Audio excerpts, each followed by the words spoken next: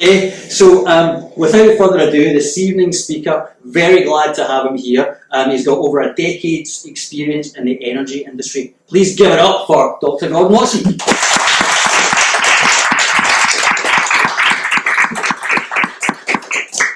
Thanks everybody. Just to elaborate on that as well, the SSE building is actually even closer. So yeah, good evening everybody, and thanks for coming to the presentation today. The inspiration for this presentation was actually my good friend Damien, who, he's just a normal guy, and he was like, Gordon, you work in energy. Like, this was during, the pandemic lockdown. So can you explain to me why the energy bills are going absolutely mental? And I was like, well, yeah, okay. So I properly dug into it, and then I wrote up a 10-page paper for them, something like that. I tried to keep it to 1 page, and it ended up 10. He didn't read it, I don't think. So anyway, we're going to run through this, and then we'll have some questions at the end, because I'm actually a big fan of the conversational style and the informal style, but at the same time with this, there's going to be a lot of, we'll come back to this later throughout the presentation, which means that it's just going to make sense to go through the whole thing, and you can ask me what you want at the end. Okay, so first slide, this is the why you should listen to me slide, which you often see in books as well, why you should listen to the person. I don't particularly like these kinds of slides, but if you must know, I graduated from the University of Strathclyde with a Masters in 2010, continued to study and got a PhD in 2015. After that became member of CGRE, the International Council on Large Electric Systems, and I'm also a chartered engineer with the Institute of Engineering and Technology. And essentially what all that means is that I'm just a massive... went through a bunch of slides. You're right, it is temperamental. I'm just a massive nerd. And that's why you should listen to me. Okay, so before we kind of get right into the nitty gritty, I'm going to talk about a little bit of context here and how our power system works, or how it used to work and how it sort of works now.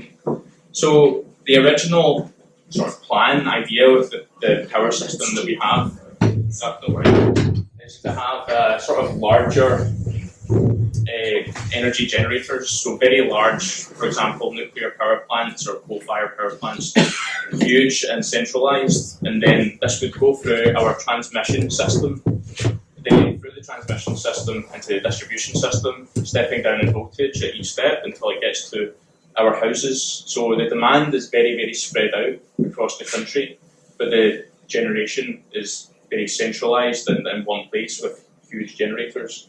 So that was the sort of original idea for how the power system would work, and it's the most cost-effective way to do it. However, as we have changed to renewables, this sort of style doesn't really work anymore, because renewable generators aren't big. They're usually quite local, smaller generators that are in the distribution system and sometimes don't even use the transmission system. Or they may use, there may be a lot of local generation in one place that's then going up instead of going down, so it's going up to use the transmission system to get to demand somewhere else.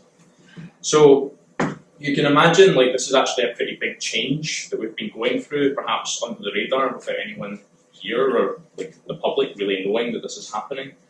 And as you might expect, these sorts of things don't happen for free, and we might touch on that later. Bit of foreshadowing there. So, on the sort of business side of things, we've got essentially 3 different types of companies that we deal with or that exist in our energy system. We have energy generators, the likes of Scottish Power, RWE, SSE, EDF, Uniper, Drax. And essentially what all these companies do is they are the generators of electricity, names of And then we have, the energy networks. So again, Scottish Power, but maybe Scottish Power Distribution, Scottish Power Transmission, National Grid, Northern Power Grid, UK Power Networks, so on and so forth. So these are the companies that maintain and build our energy networks, and they also, are responsible for creating plans of how to make their part of the network more suitable for, the future. And we also have energy suppliers, such as, and these are the ones that we are more accustomed to dealing with, because they are essentially the people that sell energy to us, the last step on the mile. So the likes of the big six, for example, British Gas, EDF, E.ON, RWE. This is like a non-exhaustive list, Scottish Power again, SSE.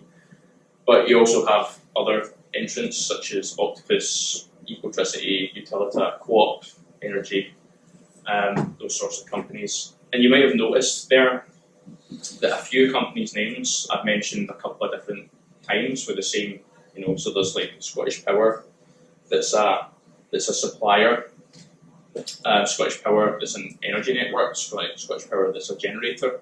So, why are they coming up again and again? Well, companies like this are called vertically integrated companies. And when the energy system was privatised, these companies were like big, massive companies were split out into much smaller ones. And when you work for Scottish Power or other vertically integrated companies, they make it very clear to you that you need to be cognizant and they really strictly enforce the separation of business to try and avoid conflicts of interest. It's just I guess, an outcome of the way that the privatisation happened. And ruling, one Ofgem to rule them all is the energy regulator. And the regulator essentially is what is now providing the safeguards for us as customers, because now all these companies are being privatised, they're incentivised to, make profit, not actually to look after us as a customer. So this is what the energy regulator is for. Okay, so now we've talked a little bit about... It's done again. It's done it again. Now we've talked a little bit about the context, we can kind of get into the nitty-gritty. So here is, let's talk about the cost of electricity, or why is my electricity bill so much more than it used to be? Well, to dig into this, I've taken a snapshot of a graph from GridWatch, which is an extremely fun website that you can go to and see at any time, what the energy mix is in GB. You'll notice that I used the word GB or Great Britain instead of the UK, and that's because we have separate electrical systems. So the UK includes Northern Ireland, but our electrical system typically doesn't include Northern Ireland in its studies. It's connected to the Irish network. So I'll use GB and UK interchangeably throughout the presentation, but I actually mean GB. Yeah. Here's a snapshot of the GB energy use. This is from the 9th of May, 2022, at precisely 1:25 p.m. So you can see there's a lot of orange here, and you definitely won't be able to read that, but I'm going to explain the acronyms that are in use here. So next to the orange here it says CCGT, and that means closed cycle gas turbine. And these ones down the bottom here are actually interconnectors. That's the IC. It says IC France, IC2 France. So these are the interconnectors. So you can see at this moment in time we're actually generating. It's the top one's nuclear, CCGT, biomass, wind, and solar. So we're doing all right now for using a renewable resource. In fact, probably so well that we're now exporting a little bit to France and the Netherlands and stuff like that. That's why these are negative. If you add all these up, it would reach 100. It would equal 100. I'm pretty positive that's the case. It's usually percentages work. Yeah, that's usually how they work. Yeah. yeah, I just felt like I need to explain that because negative percentages, that's scary stuff. So yeah, I think from this, you can see that 36% of our electricity is coming from gas power stations. The next highest is wind, 27%, nuclear, 15%, solar, 14%, biomass is 6%. However, the important thing to note here is that this is at 1, and this is when solar will be doing its thing. It's not necessarily the case for an entire day. So let's look at what an entire day looks like. So this is the same day, but you can see, our chunk, our slice was at like 1:30-ish, and when solar was looking pretty good.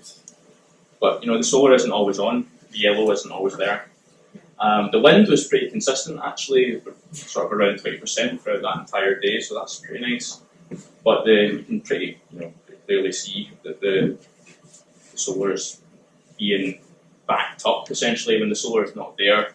The gas supply comes on, the gas electricity is being used. And you can sort of picture this scenario if you sort of look.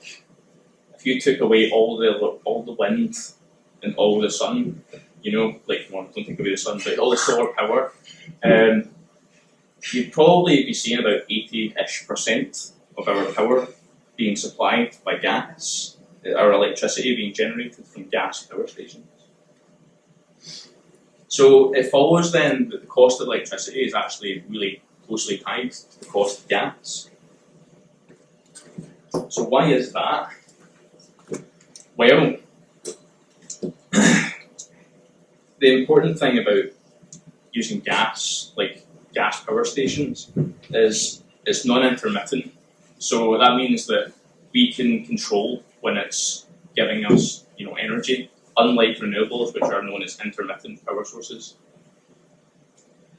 So we can control it, and it also has the lowest CO2 emissions of the fossil fuels that can be used to generate electricity. And I've sort of given a bit of a graph here to show that.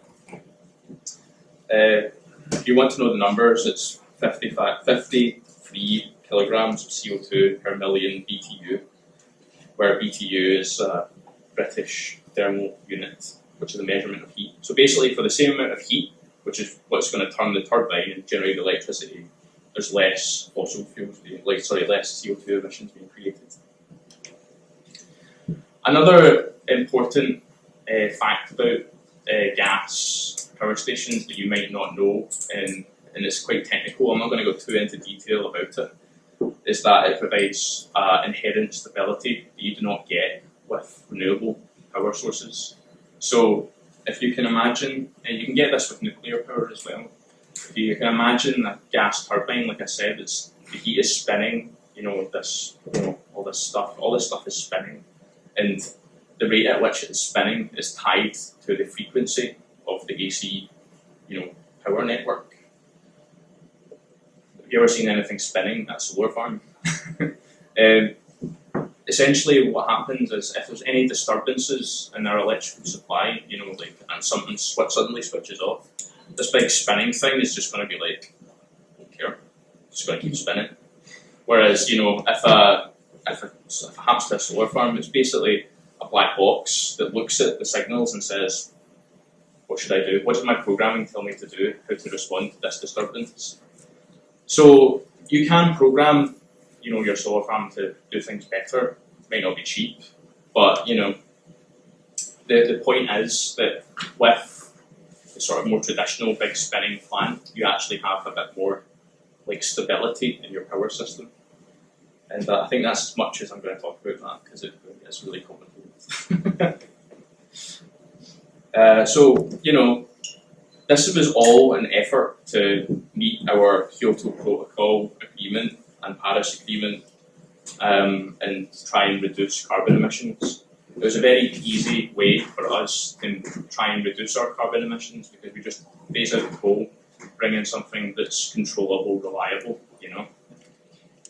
And, the success of doing this means that it's been emulated in many countries around the world, actually.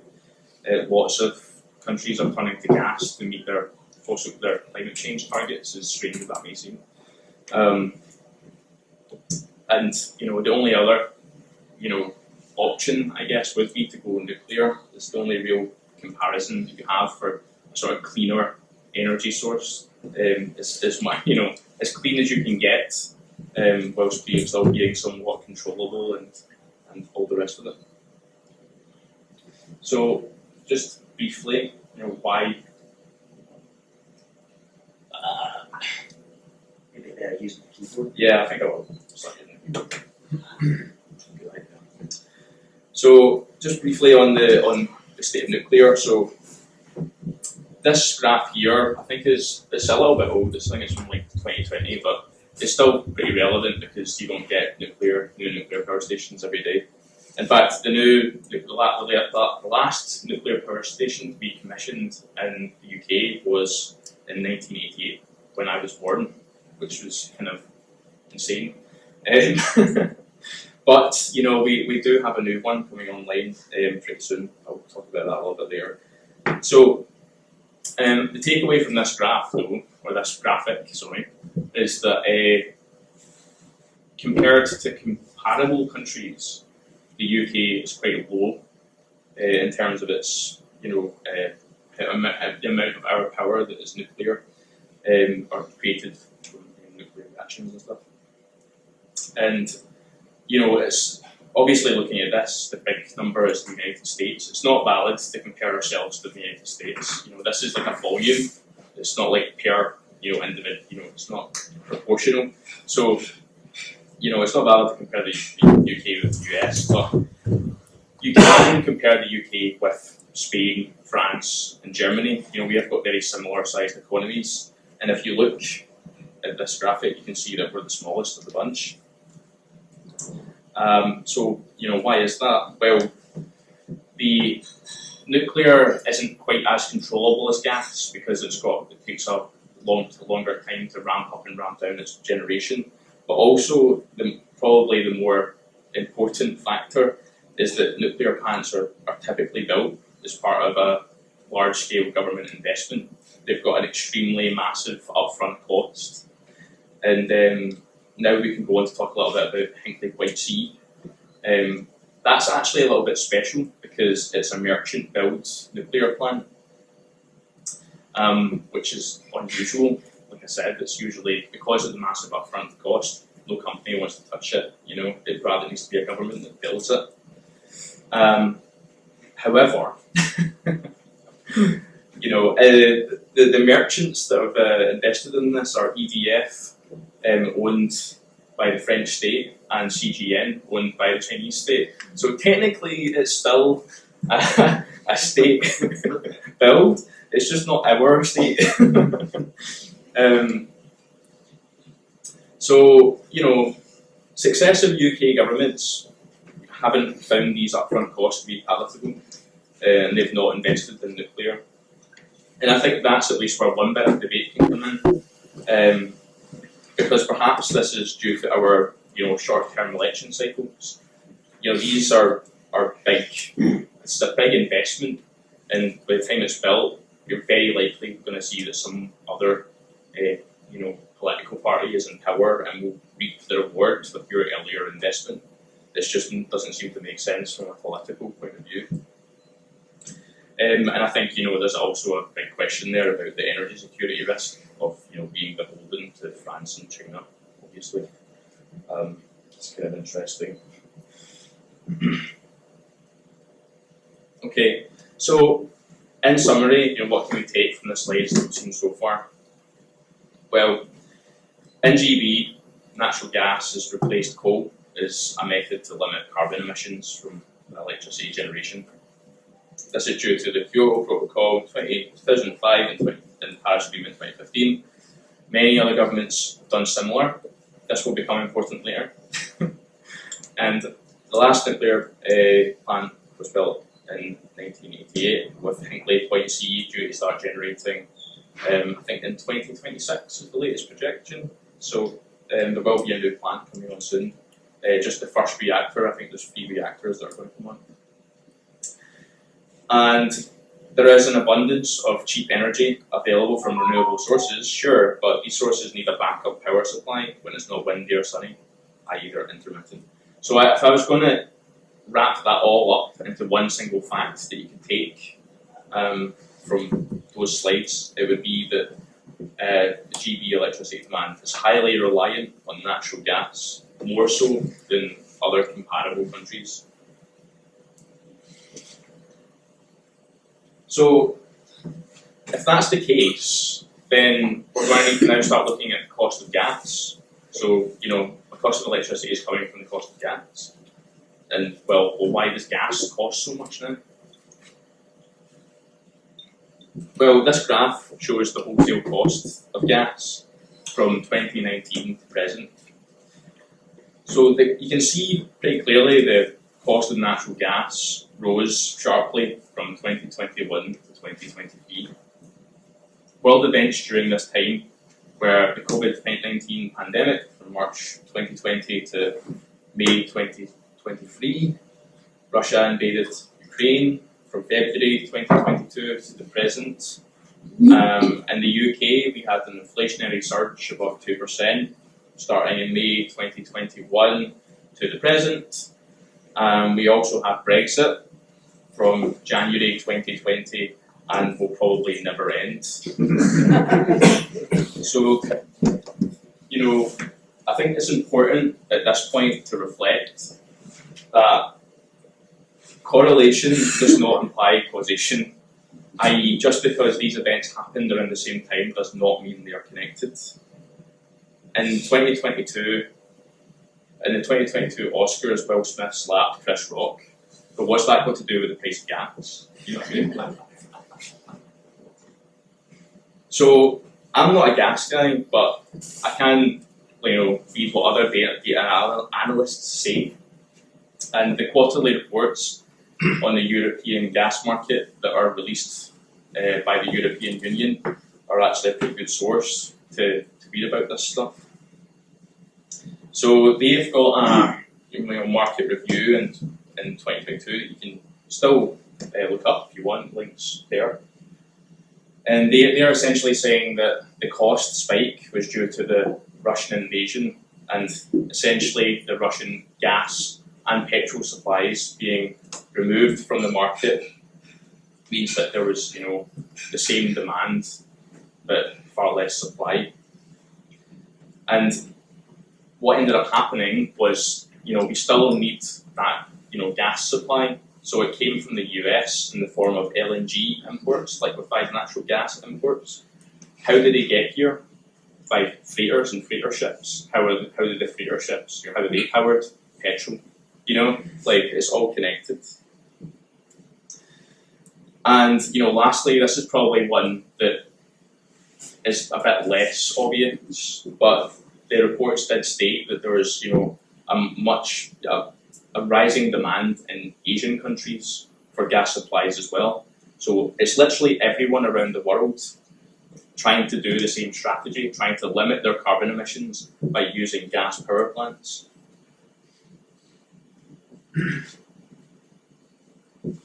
So do we have anything that's UK specific though to this? Well, yes, we actually do. Roughly 70% of UK gas storage was closed in 2017. And at that time, the Netherlands had more than 9 times the UK gas storage capacity. Because gas is actually quite good for storage. It's quite easy to store, unlike electricity. So it's not a bad idea. And Germany at that time had 16 times the size of our gas storage capacity, which is pretty insane. And just in time, is it a coincidence? I think not. That gas capacity was reopened in Q4 2022 after the crisis. So at least now we're somewhat insulated to these massive, market changes. But there was a problem that we had that, made the situation worse. So again, summarising the slides that we've just looked at, the wholesale price of gas rose dramatically in 2022, primarily due to the Russian invasion of Ukraine and the reliance of gas across the EU, other countries to limit carbon emissions, which was then driving up demand. So we had excessive demand, limited supply, price goes up. We also had the increasing freight costs due to the climbing fuel prices and the lack of gas storage facilities in GB. So again, one fact for all of this is that natural gas can be extremely expensive, particularly without any gas storage.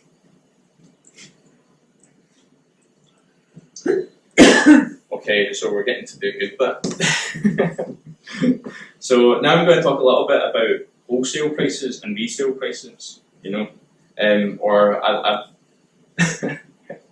the alternative title for this is, wait a minute, what did that graph say? Because if you were paying attention, you would have noticed something kind of important. This graph. Well, you might have noticed that the wholesale gas prices have returned to pre-energy crisis levels as of Q2 2023. And, as previously discussed, our electricity price is highly correlated to the gas price. So have our energy bills went back to normal? Well, before we talk about that, I want to tell you a little bit about the definition of different energy prices, because otherwise it's going to get a little bit confusing. So, similar to any other commodity really, there are trader prices and customer prices. And the trader price is the price where the generators and the suppliers are, that's their price between them, and then it's the retail price is the price that we see from the supplier to us. So the trader price is sold on the spot and day ahead markets. The spot market prices are agreed at an auction. I think it's like 15 minutes ahead or something like that, and the day ahead prices are agreed in bilateral trades. So we'll talk a little bit more about the auction system later. The retail price, you may sometimes refer to this referred to as the price cap. Technically the price cap is the maximum amount that can be charged for our energy and standing charges, but recently, the price, it has essentially been setting the price of electricity because no one's been going lower. The idea is that it should be suppliers should be offering lower to incentivize competition, but essentially for a while everyone's just been charging at the price cap. And that's, when you think about it, essentially means that Ofgem are setting the price of electricity and gas, which isn't really what they were intending to do with this price cap. So you kind of have to wonder, is this system actually working?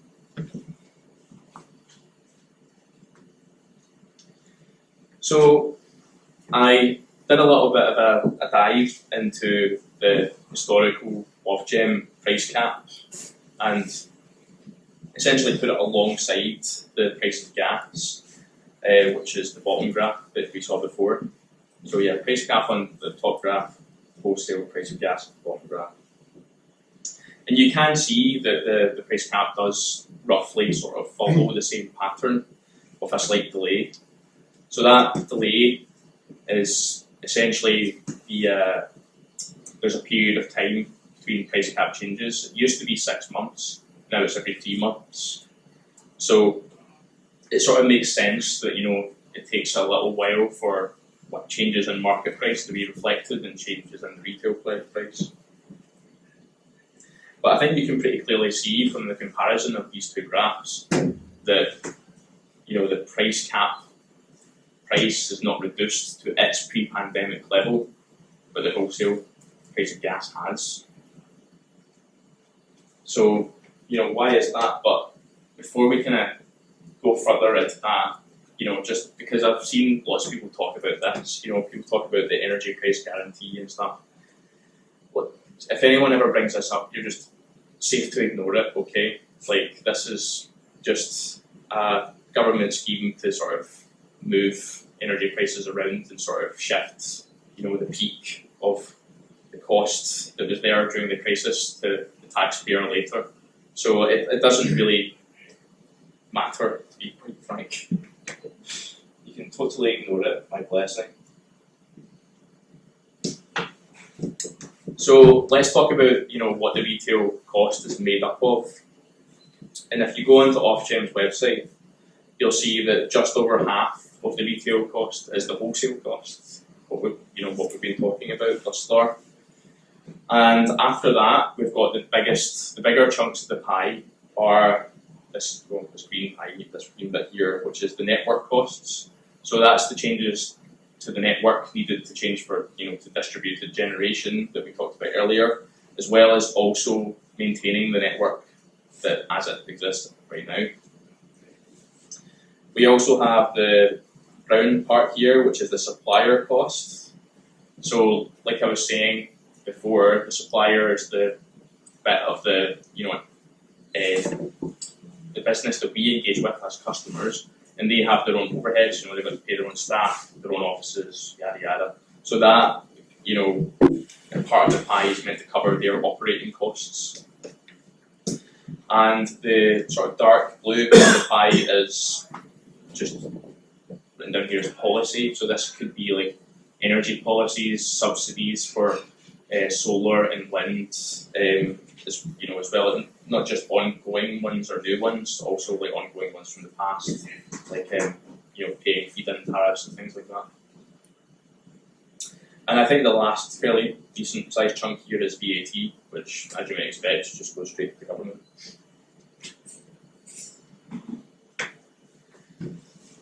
So we can say that retail price is strongly influenced by the wholesale prices, but it's not really the full story. Large chunks of this are going to be credited to supplier and government policies. I think what's quite interesting though about this is that there is actually a chunk of this pie that is for the supplier's profit, and it's only 2%. So you might be thinking, well, being an energy supplier must make you tons of money. But actually, I think that's quite revealing. It kind of shows you that being an energy supplier, it doesn't make you very much money at all. In fact, that's probably why quite a lot of them went bankrupt, because they're sailing pretty close to the wind. You don't actually make that much money off being an energy supplier. However, when you consider what we discussed earlier about vertically integrated companies, there are some suppliers that are just on their own, and some suppliers that are part of a much bigger entity. And that's why the likes of the big six can ride through these big storms, no problem, but the smaller ones like Vol can't. And I think it's also worth noting here that there's another small bit of this pie called adjustments, which is a funny wording from Ofgem, if you ask me. And that's to cover the costs of dealing with all of the bankruptcies. So we're still actually paying back the energy costs for all those companies, those suppliers that went bankrupt in the past. So, potentially that's where it's coming from. Maybe that's why, maybe it's those adjustments. But to be quite frank, I would say that Ofgem have not really been very clear on why the price cap hasn't reduced to where it was before. In fact, I found, when I was just looking around, I found this superb question from someone on BBC News, and the link's there again if you want to see it.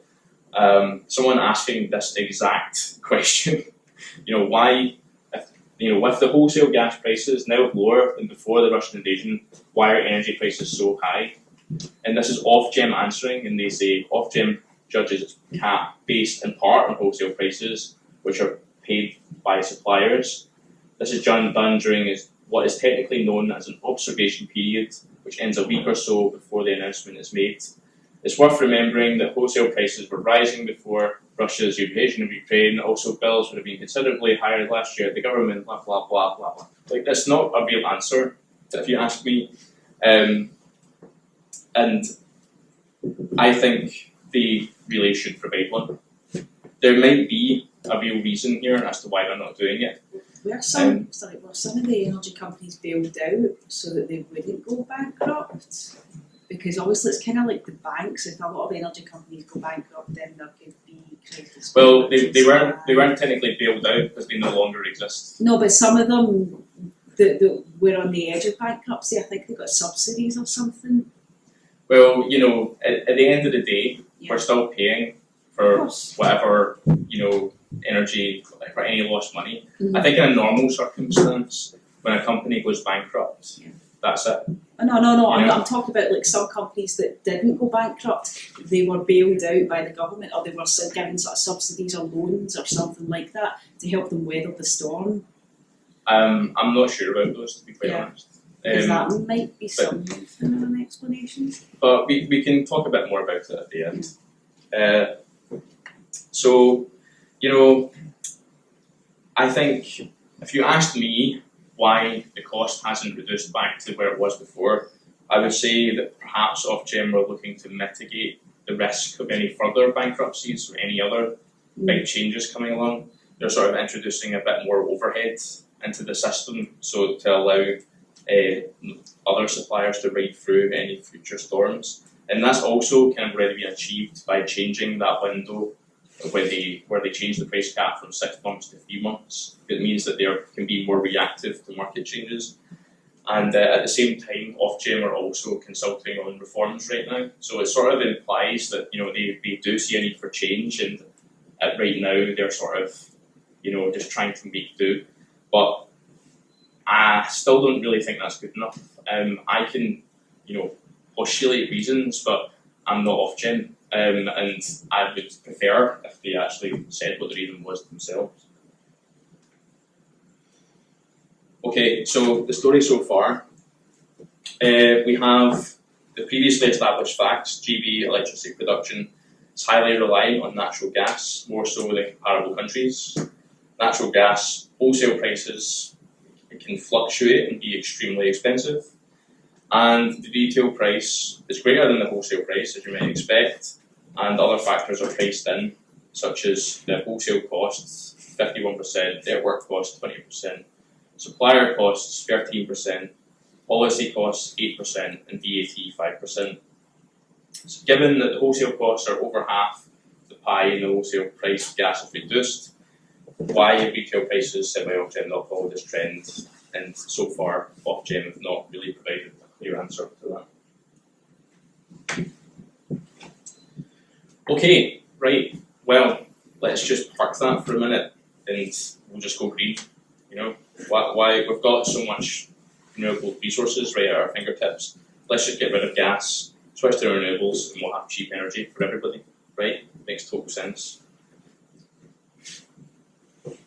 Why that won't work? So we have a slight issue, and I think most liberalised energy, markets do as well. When a supplier buys electricity from a wholesaler, it's done via a bidding process, the auction that I was talking about earlier.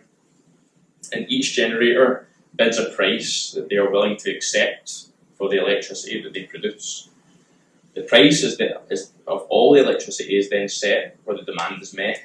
So, in other words, the price of all the electricity is set by the highest bidder, the most expensive energy, right? Okay, so that is a bit complicated. So I'm going to go through a small example for you.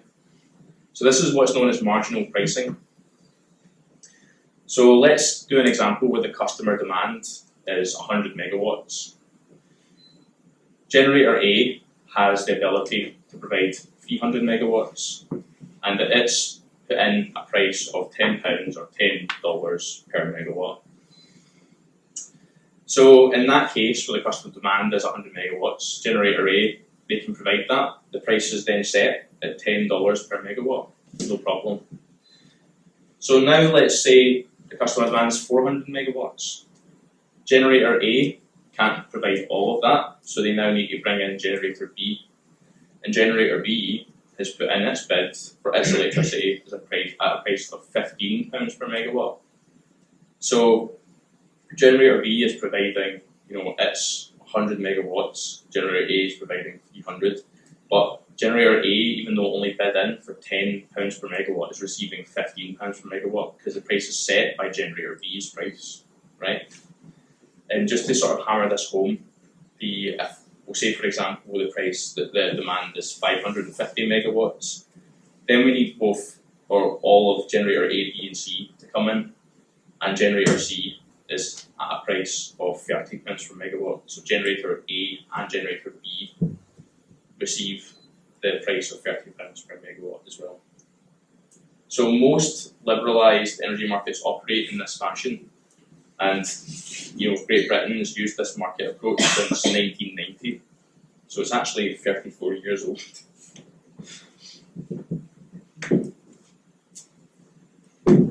However, this market wasn't really designed with renewable energy in mind.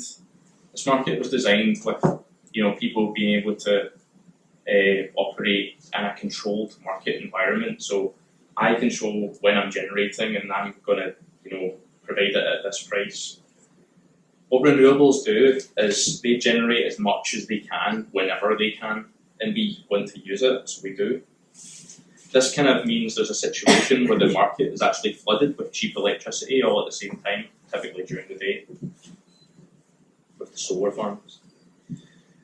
So as a result of that, it's actually possible for electricity prices to go to zero or negative.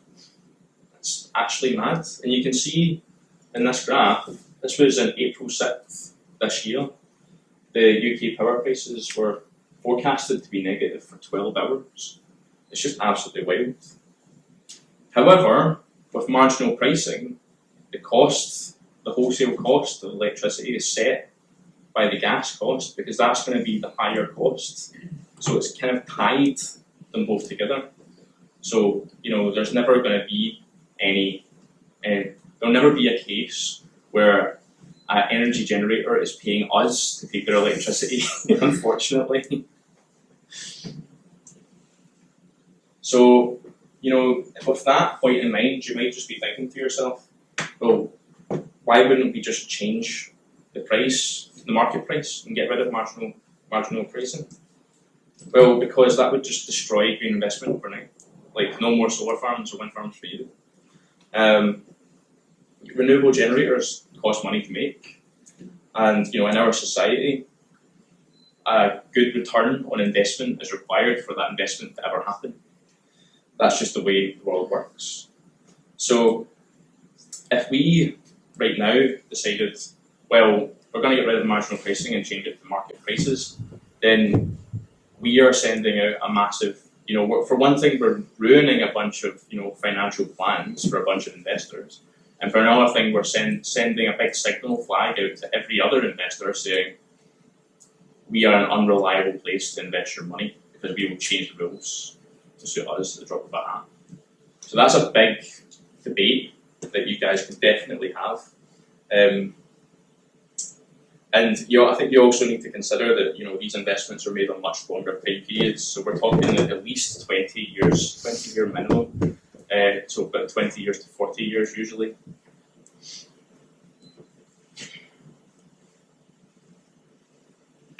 So, in summary, for the slides that we've just looked at, the wholesale cost is based on marginal pricing, which was introduced in 1990. The introduction of renewables has led to unintended outcomes such as zero and negative electricity prices. However, marginal pricing sets the wholesale cost of electricity to the cost of the natural gas generated electricity. So reform really needs to be delivered here to provide a path away from the natural gas production if we want renewables to be more present in our network and remove market distortions that are adversely affecting and causing unintended consequences for us. And it's also a path towards greater energy security, because like we saw with the gas, we are a little bit more beholden to the gas suppliers, other countries like the US and Saudi Arabia and things like that. So At the same time though, any reform we do provide needs to be fair to people who have made green investments, so we don't, don't throw the baby out with the bathwater. We need to actually do this in a sensible way that will make sure that there's still future green investments. Okay, and that's the sort of end. There's one more slide after this that's kind of talking about what we can sort of do, but I think for the sort of stuff I've got to say, that's the end. And to wrap up, condensing it all just down to 4 points, we have that GB electricity production highly reliant on natural gas. Natural gas wholesale prices can be extremely expensive. Wholesale costs are reduced, but retail prices haven't, and some kind of electricity market reform is needed. Okay, so what's actually, the next step, I guess?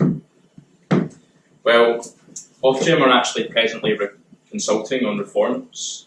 This is called the Review of the Electricity Market Arrangements, aka REMA or REMA. The consultation closed very recently on the 7th of May, and probably around this time next year we'll actually start to see policies, introduced from that consultation. However, the expectation is that this would be small tweaks to the existing system. They're not going to get rid of marginal click pricing or do anything radical. What they are sort of suggesting is that with the new gas generators that will be coming in to replace the old ones, they must a clause to include things like carbon capture or starting to move over to hydrogen and getting their production. So I've kind of got a problem with this because renewables are kind of still going to be connected to gas prices, and I don't think that's particularly encouraging for 2050 net zero targets. Like I talked about before, the scale of the time scale of these investments are 40 years. So I think we kind of really want to be setting things in place now, so that there's the certainty for the green investment to bring us up to 2050 with our new system in place. I think you need to think about when will be the next market reform, when will be the next review that Ofgem does. Maybe 15 years from now.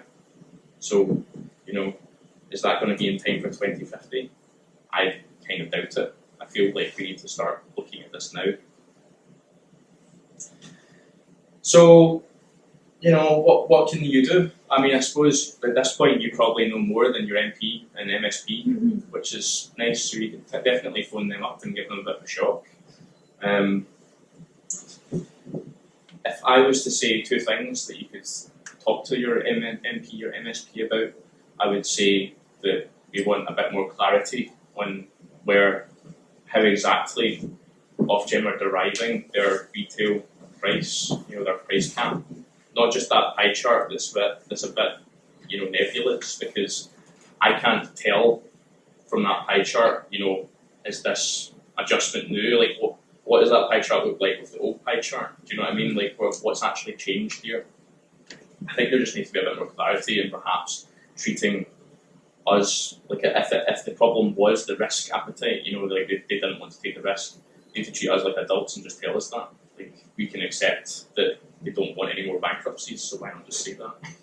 It's strange. So anyway, I think that's one subject, and then the other subject is that I think the market reforms that are proposed probably aren't radical enough for us to meet our 2050 targets, and we need to do a little bit more, or Ofgem need to be a little bit braver in terms of what they're offering, and I think if everybody in the UK did that, then maybe we'd be getting somewhere. It would be nice to see the MPs talking to Ofgem, and maybe there's probably quite a lot of people at Ofgem that want to make changes like this, but they'll receive pressure from MPs to do the opposite. So if we are the ones that are telling our MPs and stuff that actually this is what we think we need, and we're going to vote for policies like this, then maybe we can actually change that dynamic. Okay, so yes, that is everything now. I promise. Thank you for coming this evening, and I hope you all enjoyed the presentation. There's some stuff here about how to get in touch with me, but the writing is very small, so you're probably going to have to go up to the screen to read it if you want to. So yeah, I hope you all have a lovely evening. Thanks for listening.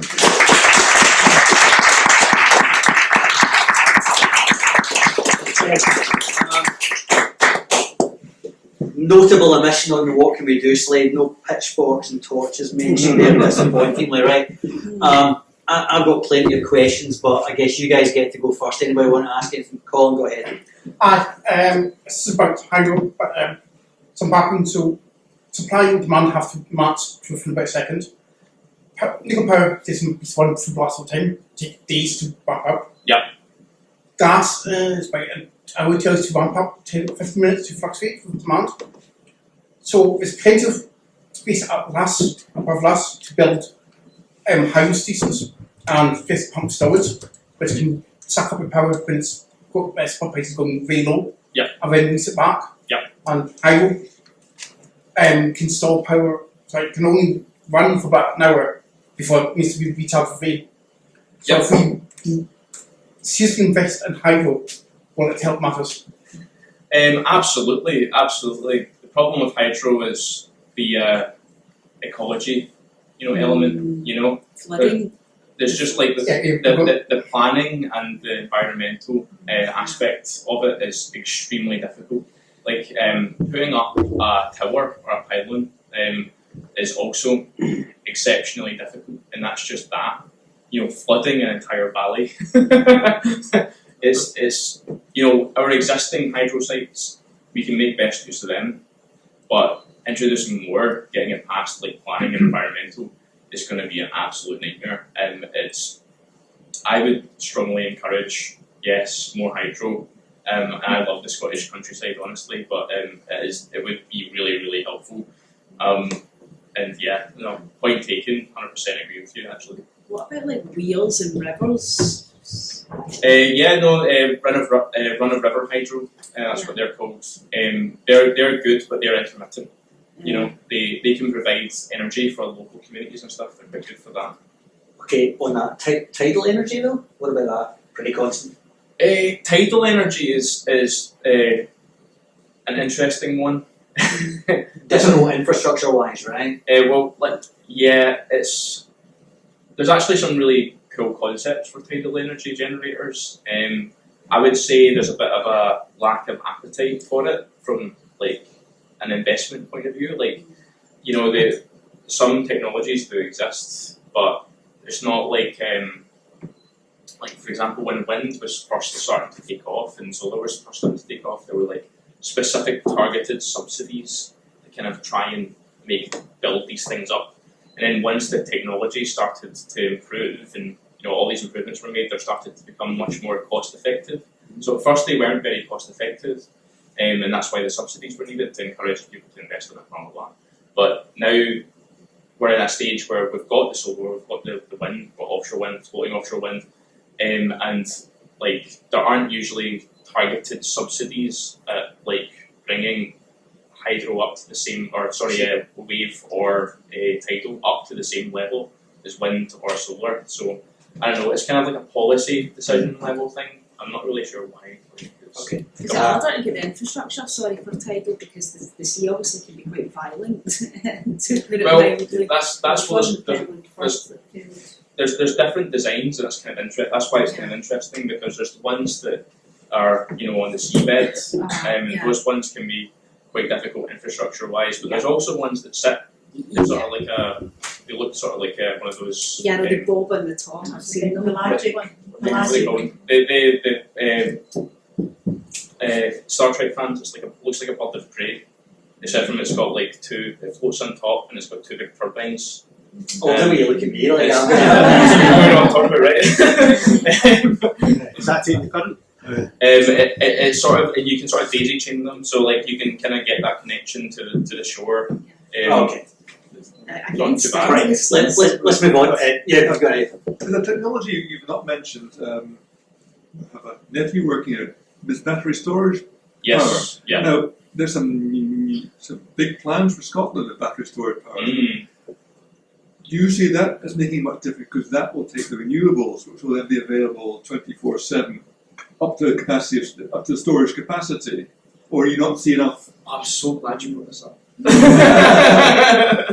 Well, I was actually at I was at All Energy conference last week, and there was a student at Strathclyde, I think it was, who's done a poster on when batteries are importing and exporting energy, and how that relates to when the energy is there to take from renewable energy resources and stuff. And they found absolutely no correlation. They were just like, the battery comes on at totally random times. Like, the battery doesn't come on when the solar is there to take it. It's not coming on at the right time. And it's sort of like, well, why is that? We just talked about it. Marginal pricing. Like, if you, well, at least that's what I think is the case. If your decision to take the energy is based on getting it when it's cheap, Yes. the marginal pricing market distortion means that the flooding the price, isn't making the energy cheap at that time. So it's not really working the way we want it to make that, we have to get rid of the marginal pricing. pretty much. Okay, that's or at least do something better. That's- We need to change how that system works to get rid of these market distortions. Batteries are great. Yep. I They're big, they're huge. Some of these that what the plan are massive. I've put some on the grid myself. Awesome. Right, let's go to Fanboy. I'll get my drink. Just a question on marginal pricing, Mhm. particularly for these vertical organisations. Mhm. Are they bidding for the own electricity that they generate? Because that sounds incredibly crooked. But other question, how many birds do your windmills kill? Windmills. Seriously?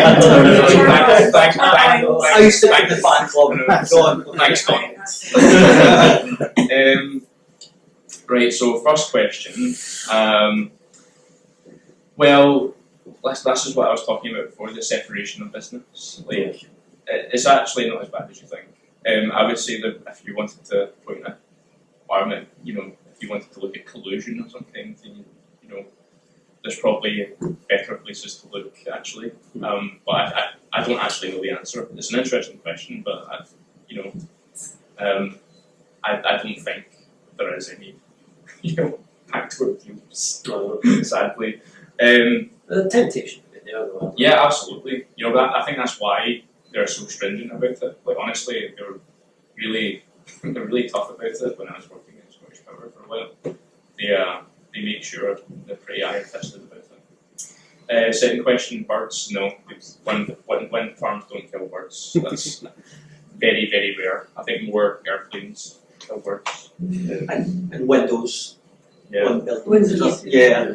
Yes, go ahead. Yeah, Cats. I've got a National Grid ESO app, which is very useful, and it tells me when the cheapest time, obviously minimum price kind of doesn't really matter, but when the best time is to use electricity when it's at its cheapest. Yeah.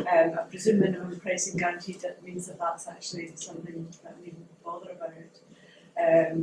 But never mind that. What I'm interested in is your big round pie chart with the percentage of nuclear that different countries had, and the UK seemed to be about 1.8%. Yeah, that's right. Is that right? Because when I look in my app, and I've been following the National Grid since I went to a lecture on this topic about 20 years ago. So nuclear used to only be about 20% of the generation, and now it's maybe lower, 10, 15%. It was 15 and that. Yeah, 15 on your Yeah. one, but it's fairly constant in the background. Yeah. So how, if it's 1.8 in one graph, Oh, right. how is it 10 or 15% in my app? Please So that's explain. that's maybe I should explain that a little bit better. So the big pie was about nuclear energy around the world, Oh, it's 1.8 of the It's whole 1% world. of the whole world's nuclear power. Right, okay, fine. Whereas, fine, like, that's why the US was so huge and why we Yeah, can't yeah. really compare ourselves to them. fine. Right, fine. But yeah, that was your app is just for the UK. But I would also say that your app, it's not, what you're doing isn't actually useless because while you're not receiving any monetary benefit for doing that, I should also explain that to people who don't know the ESO, they're like the operator, so they're like dealing with where all the power flows go and making sure that nothing's going to blow up. So if you're doing that, if you've got the ESO app and you're like using the energy when it's there and not when it's at at peak demand times, you're kind of helping out the grid. I'm helping smooth the grid. Yeah, exactly. You're kind of helping out the grid. Nice. I'm glad So you're kind of helping out those engineers, those poor guys in the control centre who are just like, switching switches all over the place. Right, okay. we need to switch thanks. this hydro station off, or else it's going to Yeah. flood this town. So Alright, you're that's- definitely helping. It's useful. It's And useful. There are some plans in future to start to look more at demand shifting from the customer side, providing incentives to make us change how we use our electricity. Because I think we do somewhat take it for granted, like the availability of electricity anything we want. Yeah. So that is an attitude that probably will need to change as we go further into the I renewable have world. heard that like energy companies, like when they know there's a big event on, they like have to fire things up for when they know the ad break's coming on because everybody flicks on the kettle. Yeah, You and don't think about that. kettle is one of the Yeah. worst. Kettle in the shower. Sorry, on that, Ireland gives you free electricity on Sundays. What, sorry? In Ireland, you get free electricity on Sundays. Free electricity on Sundays. Yeah. Because there's low demand for everybody, basically, that's how parts of Everybody's the chilling. That's right. Okay. Right. I got a follow-up question just on nuclear. So there's a new plant coming online in a couple of years' time. So, and I think you said there, like, in terms of like the UK's percent, like nuclear is about 15%. How much is it going to raise when the new plant's online? I thought someone might ask this, but I don't actually know off the top of my head, I'm afraid. Okay. Yeah, sorry. That's alright. Okay, great. This seems so obviously so as soon as we're not doing it. Uh-huh. So with the marginal sales market, Mhm. why don't we just separate it into multiple markets, say a renewable, a nuclear and a fossil fuel, and require the grid to buy all the renewable, then all the nuclear, and then fossil? It's been suggested by some that we do split into separate markets, specifically basically intermittent market, non-intermittent market, because like I said, the way the market was designed to work was with non-intermittent places, because that's you actually, making that, I'm going to bid in this much at this time, that you've got that control, whereas you don't have that with renewables. It's just not. Gas not is technically intermittent, and that's been shown by the invasion of Ukraine and everything. But it's not absolutely reliable in a way.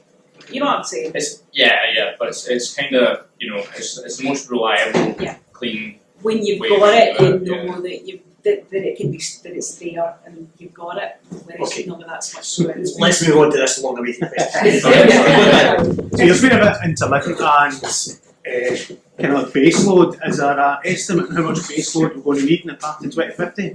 And there's a chance it could be maybe produced by battery. I mean, I'm talking battery, I'm also thinking EVs that we're all starting to get. There's And interconnectors, like there's that X-Link that's like from Morocco to here they're talking about, and then you've got into network in Norway, I think some of the hydro. I think I would need some convincing that batteries could provide base load. Like the thing with batteries is that right now they can provide like that day-to-day arbitrage. They've got the capacity to take it when it's cheap and then export it when it's needed, on a day-to-day basis. Because that does change throughout the day, as you've seen. But over like months, like providing a base load means you're providing constant energy, a constant amount of energy for the entire day. And that means the battery's not going to have anything to charge, unless it's got another source behind the meter charging it or something. And that's like already starting to sound like a bit of a nightmare. I guess leave that one with me. I'll come up with something. Okay. Okay. Yeah. Yeah, I've got another question coming out of nuclear. I confess I'm a nuclear skeptic. Right. I mean, I don't dispute that in modern nations like Britain, European nations, we can run it safely. But if I remember rightly, we had nuclear power since 1954, and yet not 1 gram of high-level waste is yet to be disposed. Yeah. And so we're building another nuclear power station without closing the nuclear cycle. This must be wrong. I mean, we talk about nuclear power being clean, but because we haven't seen the waste yet. It's still there, sitting in a pile somewhere, pending the day that somebody decides the technology, disposal technology, and then they still have to square the political issues. Where is it going to go? And it's not been done. So I can't see how we can do it. Another problem I have is as we've seen in Ukraine, again, nuclear power makes you hostage to fortune in war. You know, an attack on a nuclear power station would render a country on its knees. And I still, that troubles me that I look at Zaporizhzhia power station, I'm really troubled by it. Mm. And so I'm very uncomfortable about it. I don't blame you. I personally do, you know, I 100% agree with all the problems. Like, if you think our problem is terrible for disposal of nuclear waste, you should see America. Yes, There was actually a really excellent last week tonight by John Oliver on this. If you want to check it out, you can look it up on YouTube or something. Yeah, no, it's a real problem. Again, I think it's coming into the point of, like, it's just going to cost a lot of money to dispose of it properly, or at least find a place to even store it for a long term. While you know it's going through its cycle,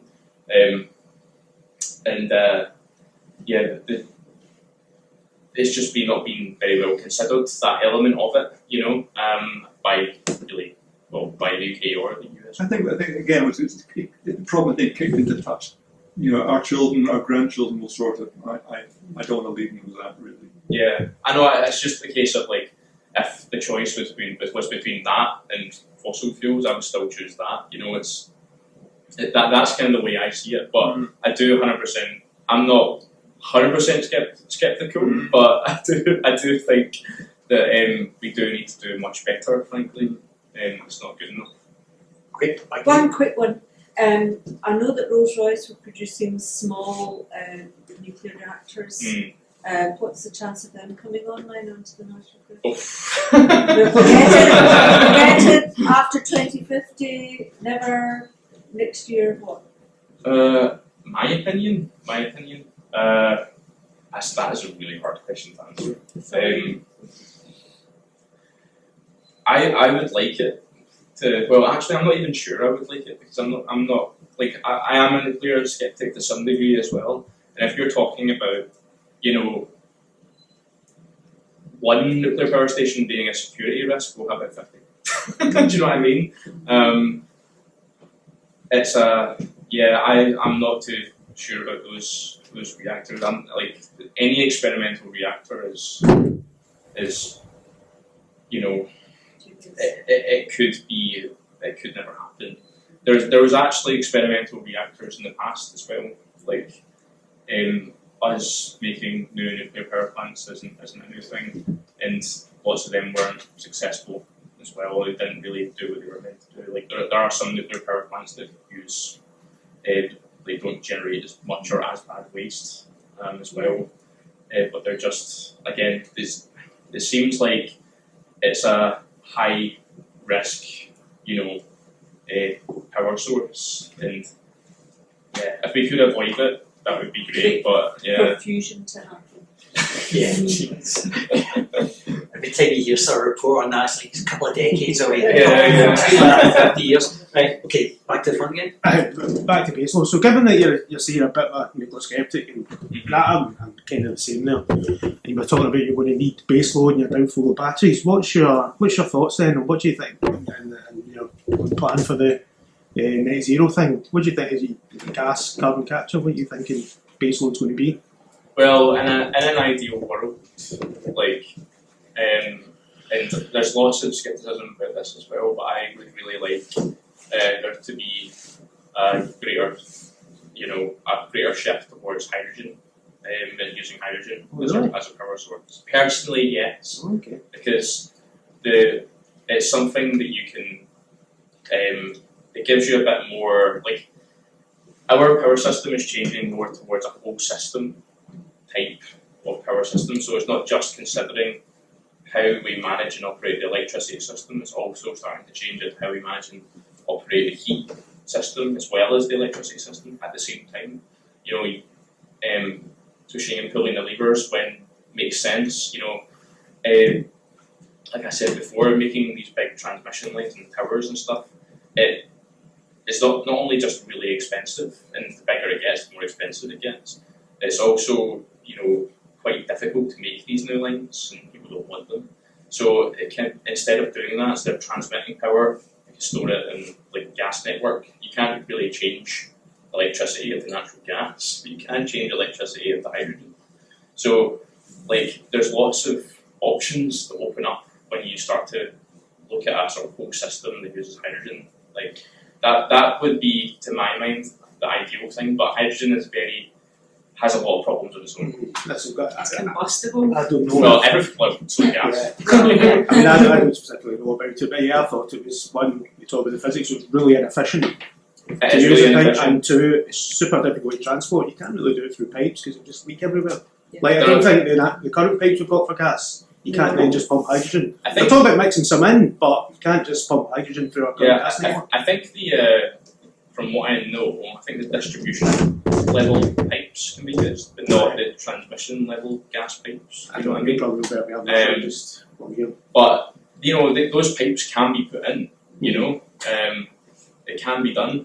I think and definitely but the other point about, you know, like transporting hydrogen, like liquefaction of hydrogen, is a big problem. Like that's not really been cracked yet. That sounds not so- really work for vehicles, is it? Because it's just like, you may as well But use a battery. I did see in an ideal world. Well, I'll give you that. I'll give you that. But yeah, until then, maybe we're stuck with nuclear. So base load's still a up in the air question, Uh, very much, is it? for me, it's just like it is nuclear right now. Like I don't really see any other feasible options. Like it was, nobody seems good at building nuclear. It always goes massively over budget in terms of time building it and cost. Yep. And small modular reactors, I keep looking, because I keep hearing about it, but no one has one that they built yet that Yeah. can work. It just, the price just goes, they're like, well, may as well build a big one now. It doesn't seem like a good strategy to Yeah. me if your energy system is already you know, pretty wild to start experimenting with stuff. Like maybe do something a bit more reliable. You know, like I said, last time we built a nuclear reactor, it needed to be hit. So you know, let's stick with what works for now, and then maybe we would start to look at some new stuff after that. But Alright. I don't make rules. Any more for anyone? Alright, Colin, this is the last one. Make it a better. Come back to batteries, there's there's not equal to sodium sulfur index batteries. Very low density and have to run pretty hot. It's a problem for cars, not like very good problem for grid storage. So do you know much about them? And is that like are they actually suitable for grid scale power storage? Sorry, what was? Sodium sulfur. Oh, the batteries. different types of batteries. Yeah, basically sodium sulfur batteries. I don't know. I don't think there's been anything that's really been as effective as lithium, basically, for now. There's not just that. There's loads of other. What was the other one called? You're like, I'm trying to get this and I get back here somewhere. My nephew, he works with, and he says that they've got lithium batteries, they've got another battery system, and the other one up here, where there's iron something, is rubbish. Just saying, you know. Not lead acid, no. There is another one though that I really can't remember, but Is it vanadium or something? It's vanadium, that's right. I don't think that was the one I was thinking of. That's what he's using. There was definitely another technology type that was being looked at, and I don't even think it was that one. The world of batteries, like research, is going through a bit of a renaissance period right now because it's something that really hasn't been explored properly in the past. Everyone just was happy with their lead acids, so that's what do. But we're now looking at lots of different ways to store energy, and have we found it might be like the sort of like petrol diesel situation. I just mean like you've got that you can use one thing for one thing, one thing for the other.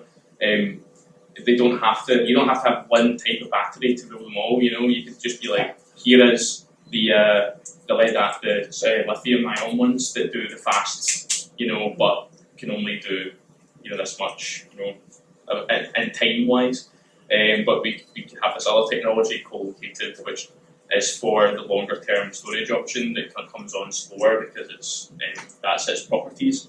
Like there's some it's quite promising actually. I think that's one area that's actually you can feel a little bit optimistic about, because there is a lot of research happening in different battery technologies. But yeah, that's a good question. That was a good one, Dan. Do you want to?